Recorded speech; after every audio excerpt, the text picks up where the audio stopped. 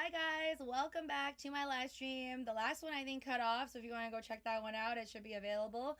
But coming into stream as usual, make sure you are subscribed if you're not already. Ring that notification bell, and remember, never anything anything on my channel is ever going to be financial advice. Always do your own DD. Everything here is entertainment purposes only. I wish you luck on all your trades, and let's get started. We are watching the price of GameStop after hours on a Friday, and we're going to see and talk about all the possibilities out there that could happen with GameStop. I mean, the possibilities are endless at this point, and I want to talk about all of the theories, all of the rumors out there, and what could be, what may become of this stock, this magical stock that just seems to not be able to stop. But then at the same time, it seems to be capped right now. It seems like it's not going up. It's not going up higher. All right, shall I refresh the chat? Oh, hi there. Hey there, Henry. Welcome to the stream. All right, I'm just gonna play around with the stream a bit because I don't know what happened with the last one. Volume is low. Okay, all right. Is it high enough right now?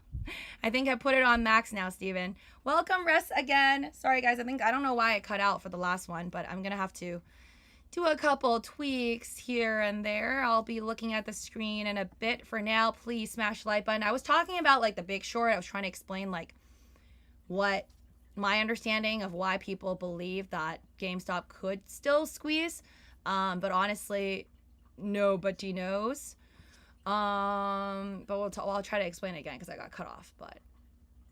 And I'm going to be playing Roaring Kitty in the background. People are like, oh, is Roaring Kitty live right now? No. If he was live right now, it would break the internet, I think. Hold on. So I got to go into this live. Hold on. One sec, guys. I'll be back. I didn't even drink my cold coffee yet. On. Hope you guys had a good trading day, though. It's not easy out there. Every penny counts. As long as you are cashing out when you're in the green, I think it's a good day. All right. Just click this. Can you guys also check for me if you look, because I'm like using Streamlabs right now, so I still find it very confusing.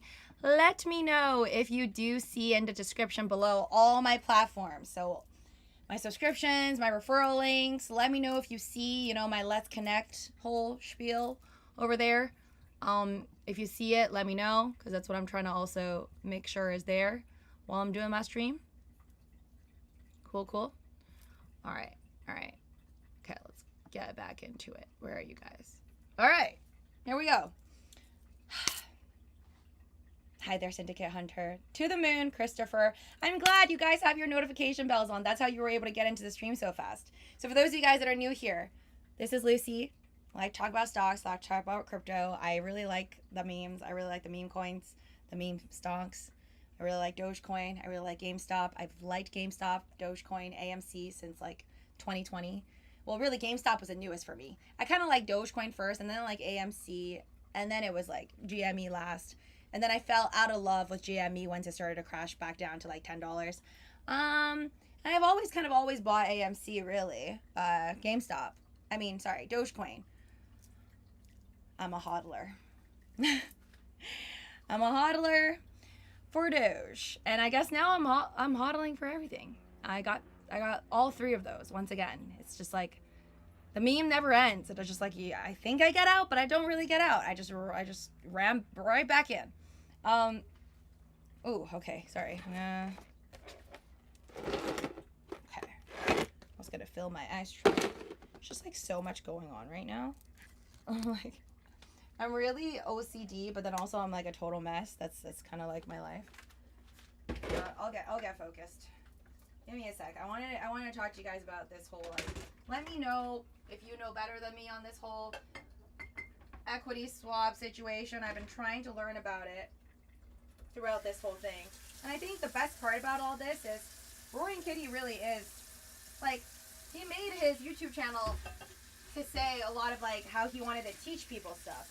And I feel like the dude really succeeded in being a wonderful teacher, because I would not be learning about equity swaps right now, even though I've watched The Big Short, Wolf of Wall Street. I mean, you don't learn that much from Wolf of Wall Street, I feel like. You learn more from watching The Big Short, the movie, where they play, what's his name? Christian Bale, wonderful actor, plays Michael Burry, the hedge fund manager. His role. But yeah, like, that movie is amazing. I watch it over and over again. But there's still so many things about it that I don't really understand, right? Like, all the derivatives is really, really hard to explain. And I don't work in that field. Like, I'm not a finance professional. I'm just here to trade stocks. I'm just trying to make some money. That's what I'm trying to do. And to get you guys to smash the like button. So smash likes. Make sure you're subscribed if you enjoy my streams. But yeah, like, I looked it up last night, like, as hard as I could. I still don't think I'm bright enough to fully understand it, but I think in diving into that and trying to learn it, it's starting to make more sense to me why I'm seeing on, like, for example, Wall Street Bets, people are like, oh, it's the dark pools, or oh, it's the equity swaps, like, that's why the stock just continuously gets pressed down, and, like, the suits are just trying to, like, manipulate the stock and all this stuff. So I'll try to explain it, like, I guess as easy as I could, even though I feel like it's really hard to understand. Give me a second. Let me just make some ice, because it's a hot day in California every day. I guess it's summer now, right? It's June, so shouldn't be surprised. Hold on. Ooh.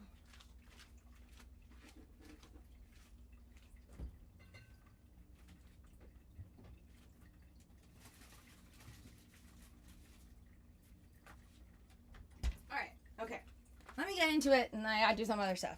But my understanding about The Big Short movie, right? The Big Short movie, and basically, like, well, it's based on a true story. So it's based on the fact that Michael Burry, I honestly even forgot the name of his hedge fund. It was, like, hard to pronounce.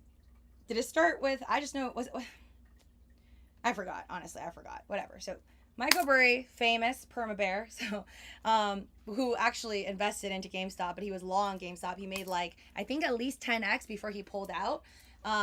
But Michael Burry is well known for being like, the market's gonna tank, guys. It's gonna tank, and he was right. Has he said it in the past, by the way, and then it's not right? Yes, because not everybody, like, nobody knows what can go on for the market. And that's why, for the people that are like, GameStop's going to go down to, like, $2, they also don't know what they're talking about. Because they're just not as much not in the know as the people that are saying that GameStop's going to go to $200 or $2,000. Like, nobody knows. And that's why it's so hard to make money in the market. And then there's also people who, like, you know, put in $50,000 and have $200 million.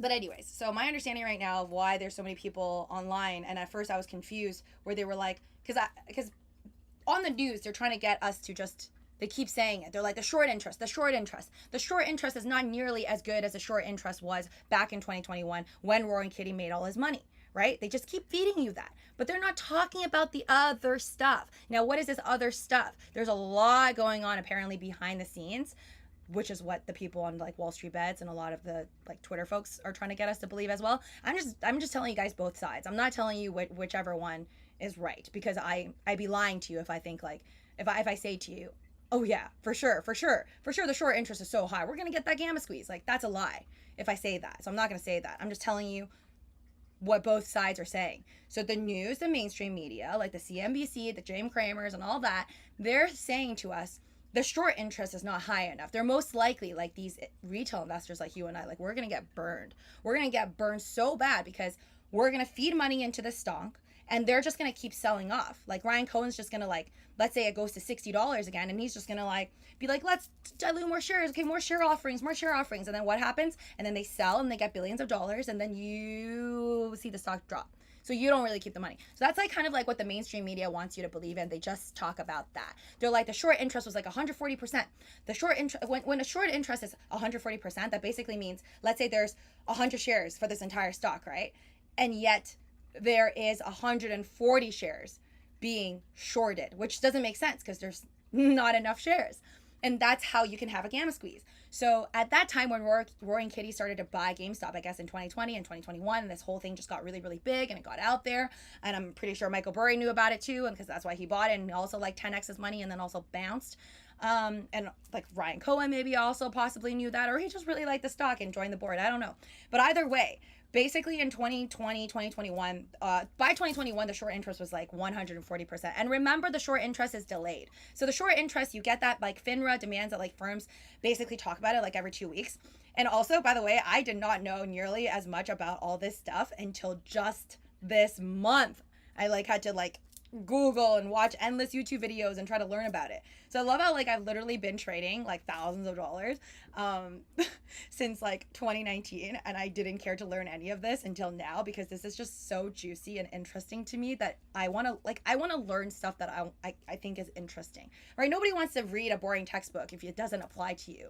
So like I feel like by having, and again, not financial advice, to your own DD entertainment purposes only, I feel like for me personally, by having my own money on the line, like thousands of dollars, and like knowing I could lose some, and like seeing this whole thing unfold, which is just like purely entertaining on its own. Like I feel like even if I didn't even have $100 into GameStop, but like seeing all of this unfold, like it's interesting to me. And I feel like because it's so interesting, that's why I like GameStop. And that's why I like Roaring Kitty, because I feel like he's giving me the motivation to actually learn more about the stock market and just like how everything works. But anyways, back to the story. So the mainstream media, like the CNBC, Jim Cramers of the world, they're saying like, oh, well, these retailers, like basically calling us like dumb money. Like the dumb money is going to get messed up. Like that's kind of the vibe that I get, right? Whenever I watch, like I see any news, Bloomberg, whatnot, everybody is saying how we're going to get burned. And I'm not saying they're wrong. Like I got burned. I lost like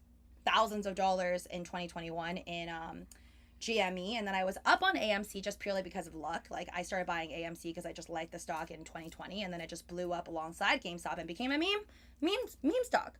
And I had all these call options, but I didn't sell at the all-time high, so I didn't make that much money. And then through the years, I like bought more AMC and actually got burned on AMC, thinking that it would like do a turnaround, but they just kept diluting shares. So anyways, yeah, so we got that. We got that side, okay? I'm not saying this side is wrong, but we got the mainstream media side that's like, watch out, kids, you're going to get burned. And then we have the side of the Wall Street bets, the people who are like die hard Roaring Kitty. Like I really like the dude. Like I love Roaring Kitty, okay? But there's a group of people out there, and I feel like it's definitely, I mean, you have to see, like, read between the lines as well and be like, okay, you really like him? You really like the stock? Okay, but what's your sell limit, right? Like, those people that are like, yeah, buy it, guys. I love the stock. Roaring Kitty is going to take us to the moon. Like, we're going to go to, like, $200 or $2,000, some crazy stuff I'm hearing out there.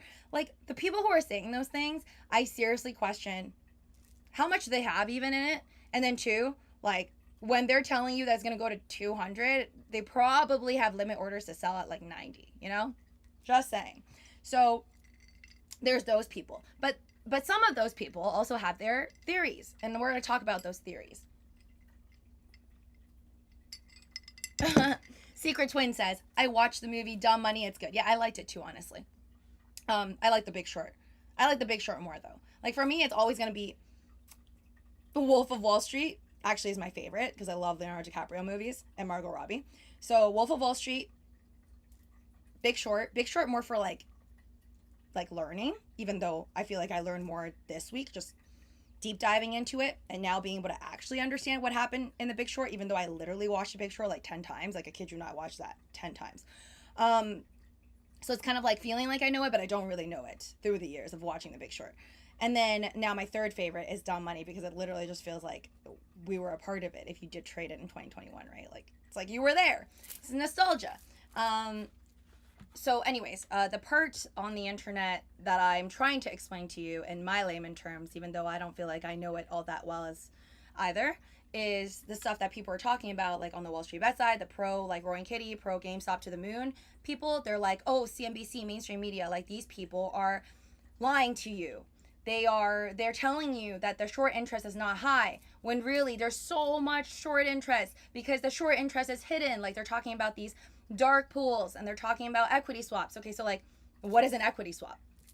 So, and that's what brings us back to the movie Big Short and what happened basically in 2007 when Michael Burry, I guess he read everything and actually did his DD, and he realized that the stock market's basically going to crash, right? There was just too much like derivatives on derivatives on derivatives, a lot of money like borrowed, and it was not possible for like any payments to be made back, right? It was just, the bubble was built up too big, and that's like the gist of it. But then he went and did this thing.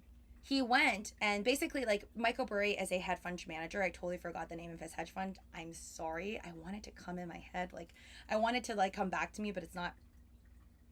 I feel like it's CISA. I could just Google this, but it's, like, so much more fun to just try and guess it.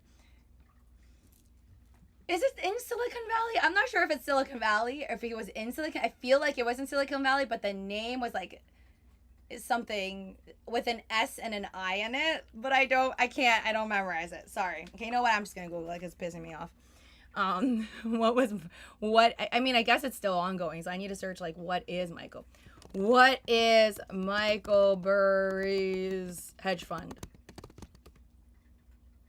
Oh, there it is. I knew it. I knew there was an S and an I, but I was totally off. I would never guess it in 100 years if my life depended on it. Scion Asset Management. SCION. I have no idea what SCION stands for, but SCION, Scion Asset Management. That was his hedge fund, okay? So, anyways, turn back time. 2007-ish, that's when I guess he started to realize that the bubble's about to burst, even though it's like stocks to the moon every day, kind of what it feels like now, to be honest. And he was like, okay, it's going to burst. So then he went, and in the movie, you remember seeing him go to different banks, right? And the banks were kind of laughing at him, like, are you sure you want to do this? So at that point in time, he was doing like what's supposedly called like an equity swap.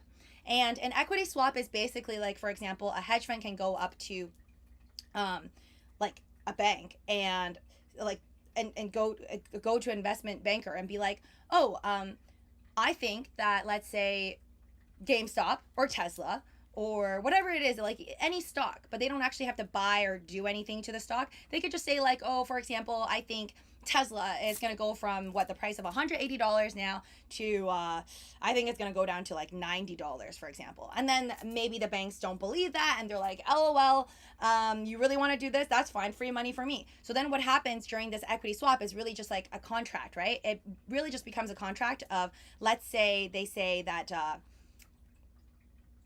$100 million is on the line. They could say that $100 million is on the line for those equity swaps. And